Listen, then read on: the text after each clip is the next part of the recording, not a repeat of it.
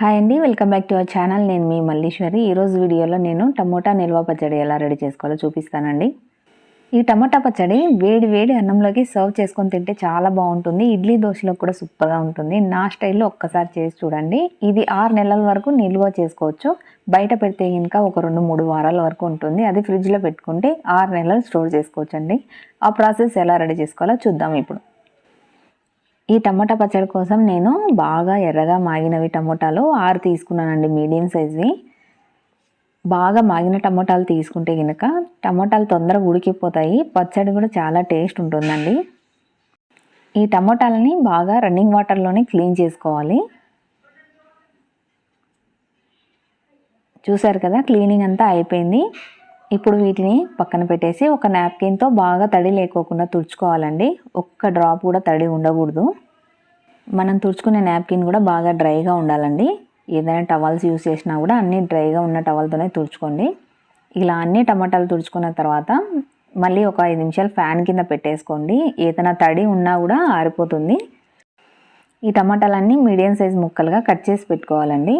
ఇలా మధ్యలో ఉంటుంది కదా, దాన్ని మాత్రం తీసేయాలి. అది ఉంటే కనుక టమోటాలు ఉడకవు. అది తీసేస్తే టమోటాలు తొందరగా ఉడుకుతాయి.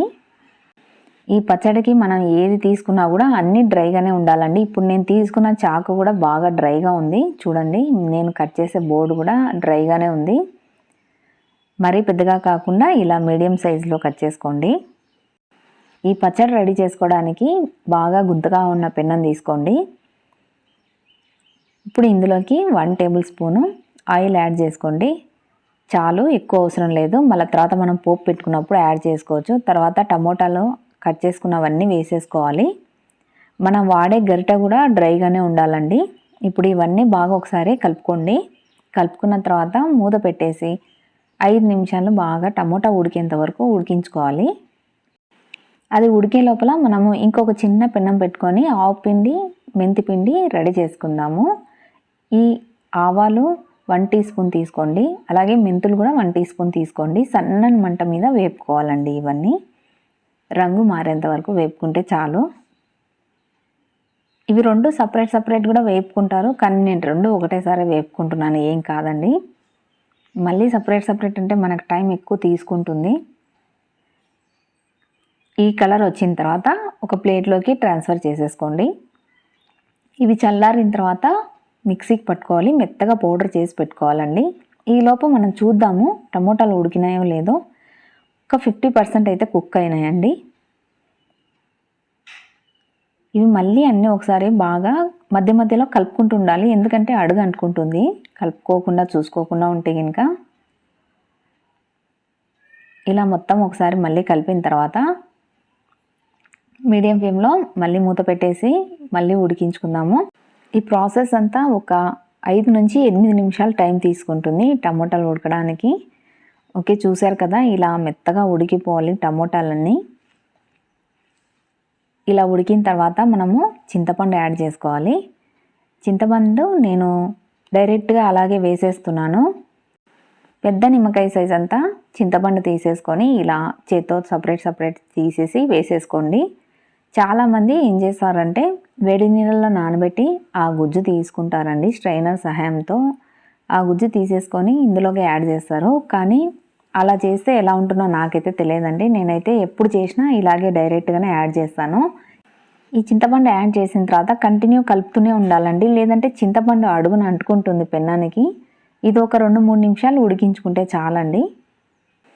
ఈ చింతపండు, ఈ టమాటా 2 ఉడికి దగ్గర పడిన తర్వాత సాల్ట్ యాడ్ చేసుకోవాలండి. సాల్ట్ 2 టేబుల్ స్పూన్ తీసుకోండి. అలాగే పసుపు కూడా ఒక 1/2 టీ స్పూన్ తీసుకోండి. ఈ 2 బాగా కలిసిపోయేంత వరకు కలపాలి. ఇక్కడ నుండి మనం ఈ ప్రాసెస్ అంతా లో ఫ్లేమ్లోనే చేసుకోవాలి. ఇప్పుడు మనం ఇందులోకి కారం పొడి యాడ్ చేసుకోవాలి. ఈ కారం పొడి 4 టేబుల్ స్పూన్లు తీసుకోండి. ఇది నేను ఫ్లోర్ మిల్లో పట్టించుకున్నాను. నేను బయట ఎక్కడ కొనలేదండి.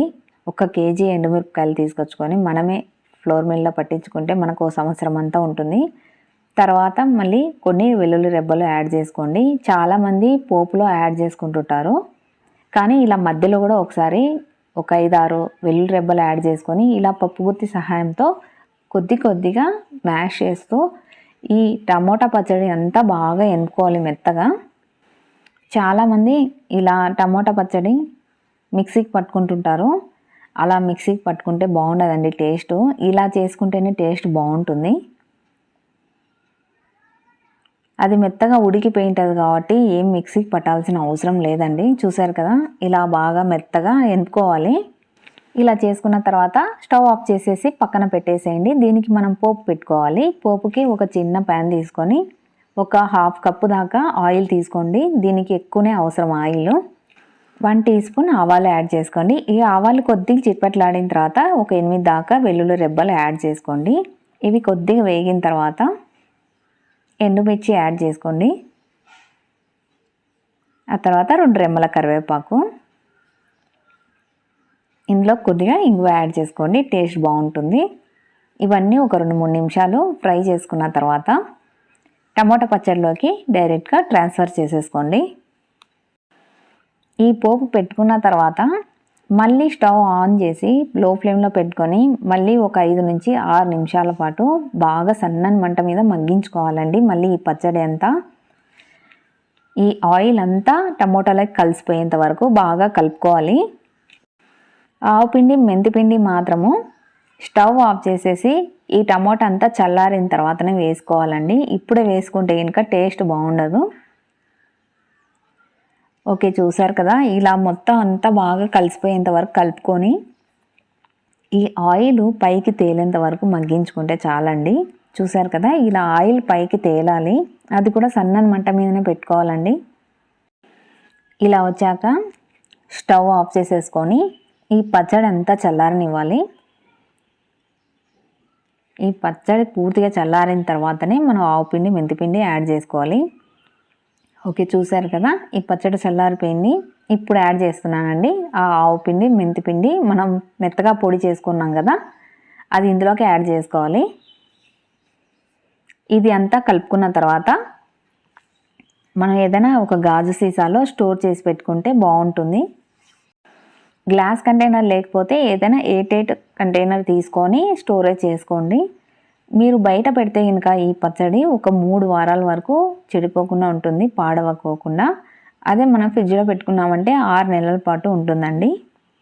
అంతే అండి, మన టమోటా నిల్వ పచ్చడి రెడీ అయిపోయింది. ఇలా 1 గంట ఓపిక చేసుకున్నారంటే 6 నెలలు హ్యాపీగా తినేసేయచ్చు. చాలామందికి భోజనం తినేటప్పుడు ఇలా ఏదో ఒకటి నిల్వ పచ్చడి వేసుకొని తినడం అలవాటు ఉంటుంది. అందులో ఇదొకటి అండి. ఇడ్లీలోకి దోశలోకి కూడా చాలా బాగుంటుందండి. ఈ పచ్చడి మీరు కూడా ఒకసారి ట్రై చేయండి. మీకు ఏమైనా ఇంకా డౌట్స్ ఉన్నా కూడా నాకు కమెంట్ సెక్షన్లో తెలియజేయండి. మరిన్ని సింపుల్ అండ్ టేస్టీ రెసిపీస్ కోసం మన ఛానల్ని మాత్రం మర్చిపోకుండా సబ్స్క్రైబ్ చేసుకోండి. Thank you.